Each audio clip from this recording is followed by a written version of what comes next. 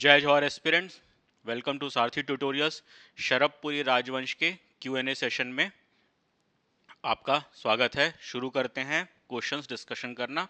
Hopefully आप लोगों ने क्वेश्चंस आपने ईमानदारी पूर्वक अटेम्प्ट किए होंगे और आंसर भी किए होंगे कमेंट में पोस्ट। पहला क्वेश्चन है, शरभपुरी राजवंश की स्थापना किसने की थी? तो इजी है, शरभपुरी राजवंश की स्थापना शरभराज ने की थी। इसी के नाम पे इस वंश का नाम भी पड़ता है, तो ऑप्शन बी हो जाएगा। सेकंड क्वेश्चन है आपका, विजय स्कंधवार कुरुद या खड़ग धारा जीत भुवय वाक्यांश किस से संबंधित है, किस शासक से संबंधित है? तो हमने देखा था इसी वंश के शासक होंगे नरेंद्र। इस नरेंद्र के 3 ताम्रपत्र होंगे, प्राप्त होंगे हमको, पीपरदुला, कुरुद और रावण। और इनमें ये इन वाक्यों का उल्लेख मिलेगा, उनकी विजय को दर्शाते हैं ये वाक्य। तो ये हो जाएगा आपका ऑप्शन बी, नरेंद्र सेन के या नरेंद्र के ताम्रपत्रों से आपको इन वाक्यों का उल्लेख मिलेगा। तीसरा क्वेश्चन है, शरभपुरी वंश का राजधर्म क्या था या किस धर्म के उपासक थे? तो आप इनकी उपाधि भी जो थी, इनकी उपाधि भी देखेंगे, इन्होंने परम भागवत की उपाधि धारण की थी। तो परम भागवत मतलब यानी कि भागवत धर्म से संबंधित है। तो यहाँ पे आपका हो जाएगा ऑप्शन डी, वैष्णव धर्म या भागवत धर्म के उपासक थे आपके शरभपुरी राजवंश के शासक। नेक्स्ट क्वेश्चन है, प्रसन्न मात्र की राजधानी कौन सी थी? तो प्रसन्न मात्र ने बिलासपुर जिले में बहने वाली लीलागर नदी, जिसका प्राचीन नाम था निडिला, इसी निडिला के तट पर प्रसन्नपुर की स्थापना की थी, जिसको वर्तमान में मल्हार के नाम से जाना जाता है, और इसे ही अपनी राजधानी बनाई। तो इनकी राजधानी क्या हो जाएगी? Option B, Malhar. प्रसन्न मात्र के सिक्कों पर कौन से चिन्ह अंकित मिलते हैं आपको? सिंह और चक्र का आपको नहीं मिलेगा। चक्र तो मिलता है किंतु सिंह नहीं मिलता है। वैसे ही ऑप्शन सी में शंख और चक्र तो मिलता है पर पद्म नहीं मिलता है। गरुड़ तो मिलता है पर सिंह नहीं मिलता है और चंद्र नहीं मिलता है।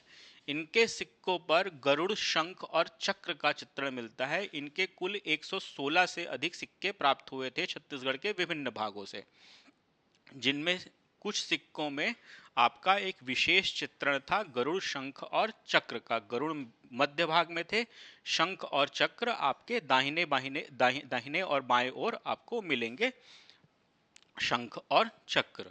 नेक्स्ट क्वेश्चन आता है आपका, जयराज के शासन काल में किस मंदिर, कौन से मंदिर का निर्माण हुआ था?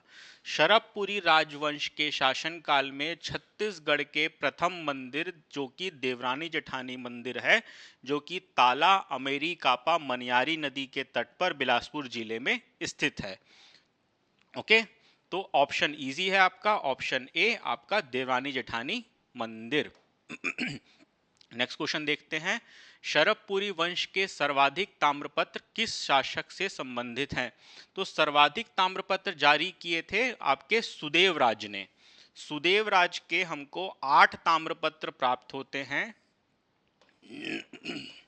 8 ताम्रपत्र प्राप्त होते हैं। 8 में से 6 ताम्रपत्र कहां से प्राप्त होंगे? शरभपुर से। और आपके 2 ताम्रपत्र प्राप्त हुए हैं सिरपुर से, है ना। नेक्स्ट क्वेश्चन, लोक प्रकाशा का विवाह किससे हुआ था? लोक प्रकाशा पहली बात तो शरभपुरी राजकुमारी थी। इनका विवाह मैकल के पांडु नरेश इंद्रबल या भरतबल से हुआ था। तो ऑप्शन में कौन सा आता है आपका? ऑप्शन में आपका बी दिख रहा है, भरतबल। ये पिक करके आगे बढ़ेंगे। नेक्स्ट क्वेश्चन, शरभपुरी ताम्रपत्रों पर क्या उत्कीर्ण नहीं होता था? तो हमने देखा है बहुत ध्यान से, सुदेवराज जी जब पढ़े थे तब हम देखे थे कि शरभपुरी राजवंश के ताम्रपत्रों पर हमको उत्कीर्ण करने की तिथि, उत्कीर्णकर्ता का नाम, उत्कीर्ण जहां से किया गया है या जहां से जारी किया गया है वो जगह का नाम, और किस शासक द्वारा जारी किया गया है इसका भी आपको उल्लेख मिलेगा, किंतु उसमें कोई भी चित्र नहीं मिलेंगे। तो ये हो जाएगा आपका ऑप्शन डी, ताम्रपत्र पर कोई चित्र का अंकन आपको नहीं मिलेगा। नेक्स्ट क्वेश्चन देखते हैं। 10वां क्वेश्चन, शरभपुरी वंश की राजमुद्रा में निम्नलिखित में से कौन सा चिन्ह मिलता है? तो राजमुद्रा क्या थी इनकी? गज लक्ष्मी इनकी राजमुद्रा थी। आपको मुद्राओं या सिक्कों पर आपको गरुड़ शंख का चित्र मिलेगा, लेकिन राजमुद्रा क्या है आपका इस वंश की? वो है गज लक्ष्मी। जैसे कि आपके राजर्षि तुल राजवंश की राजमुद्रा में क्या था? सिंह था। वैसे ही यहाँ पे गज लक्ष्मी। छत्तीसगढ़ का सर्वाधिक प्राचीन मंदिर, तो मैंने आपको बताया कि 5वीं-6वीं शताब्दी में बना देवरानी जेठानी मंदिर छत्तीसगढ़ का सर्वाधिक प्राचीन मंदिर है। रुद्र शिव को समर्पित है। यहीं से आपको विशाल एकाश में रुद्र शिव की प्रतिमा प्राप्त होती है, जिसमें 11 जीवों का अंकन है। उन्हीं से भगवान शिव के विभिन्न अंगों को बनाया गया है। देवरानी जेठानी मंदिर किस शैली में निर्मित है?